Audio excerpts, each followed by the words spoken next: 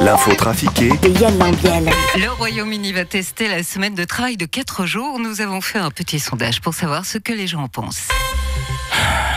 Pierre-Yves Maillard, syndicaliste et futur conseiller aux États PS. Nous, à l'USS, on est pour, mais on trouve que ça va pas assez loin. Ah, vous voudriez quoi, monsieur Maillard? On voudrait la semaine de travail de 2 jours. Mais qu'est-ce que vous feriez pendant les 5 autres jours? Eh bien, on aurait 5 jours pour aller manifester contre les patrons qui exploitent les salariés les 2 premiers jours. Bonsoir, monsieur l'homme. Nathanaël Rochat, Maurice Suisse Romain. Et vous seriez pour la semaine de travail de 4 jours, Nathanaël Rochat? Moi, je pensais que c'était déjà environ. En tout cas, moi, j'ai pas l'intention de faire plus. Voilà, c'est tout pour moi. Salut, c'est Mike Horn. Moi, si je marche que 4 jours sur la banquise par moins 50 et que je me repose les 3 autres jours, je meurs gelé. Jeanne d'Arc est morte un 30 mai, Stéphane Bern. Oh oui, paix à ses cendres. Bonjour Lausanne, c'est Berne. Oh oui, c'est le 30 mai 1431 que la jeune pucelle d'Orléans fut brûlée vive. Elle fut canonisée, malgré tout cela, en 1920, ce qui lui fit une belle jambe. Je pense qu'elle aurait préféré mourir dans son sommeil à 90 ans et ne pas être canonisée plutôt que de cramer devant des vieux cinglés en soutane et devenir une icône.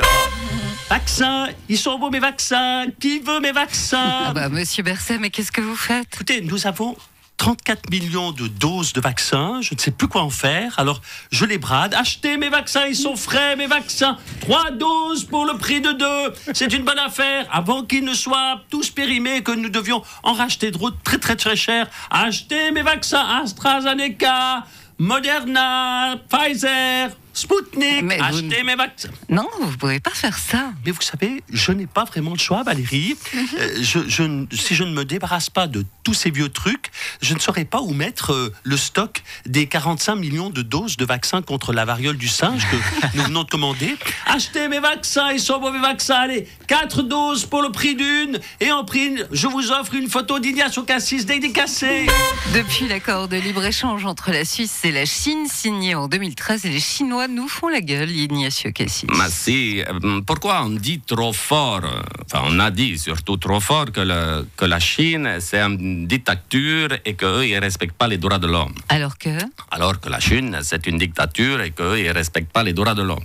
Mais nous on a dit ça un peu trop fort et eux ils ont entendu. Et maintenant ils ne veulent plus nous parler sous prétexte que nous on a dit que c'est une dictature et qu'ils ne respectent pas les droits de l'homme. Et alors, comment peut-on régler le problème? Il y a 2 solutions. La solution A, c'est que nous, on ne dise plus que la Chine, c'est une dictature et qu'eux, ils ne respectent pas les droits de l'homme. Et la solution B? La solution B, c'est que la Chine arrête d'être une dictature qui ne respecte pas les droits de l'homme, mais comme il est improbable que la Chine cesse d'être une dictature qui ne respecte pas les droits de l'homme, nous, on va privilégier la variante A. Aucun groupe n'a soutenu le frein au coût de la santé au Conseil national, Alain Berset. Effectivement, en tant que ministre socialiste, en charge des affaires sociales, de la culture, de l'inutilité et de la santé, je suis choqué.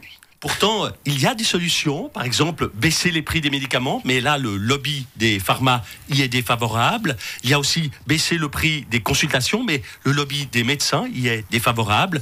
Augmenter les prises en charge hospitalières, mais le lobby des assureurs y est défavorable. Réduire le nombre de médicaments achetés inutilement, mais là le lobby des consommateurs y est défavorable. Bref, on prend les mêmes, on recommence et on attend l'apéro. Et c'est Rafael Nadal qui a gagné hier contre Djokovic, Nelson Montfort. Oui, tout à fait Valérie, un match de 4h12 interminable, qui a vu le Mallorquin éliminer le Serbe de Roland Garros. Et quels ont été les points forts du match, Nelson? Alors, on voulait parler de ce qu'il s'est passé entre les 37 fois où Djokovic tape sa baballe avant de servir et le grattage de testicules, des oreilles, du nez et de retesticules de Nadal. Bah oui. Eh bien, si on enlève tous ces moments, eh bien, le match aurait duré 10 minutes, mais le Mallorquin aurait gagné quand même. Avec Nadal à Roland Garros, c'est comme Titanic, on connaît déjà la fin. Nelson Montfort, excusez-moi, c'était Nelson Montfort, je suis crevé, je vais me coucher, moi.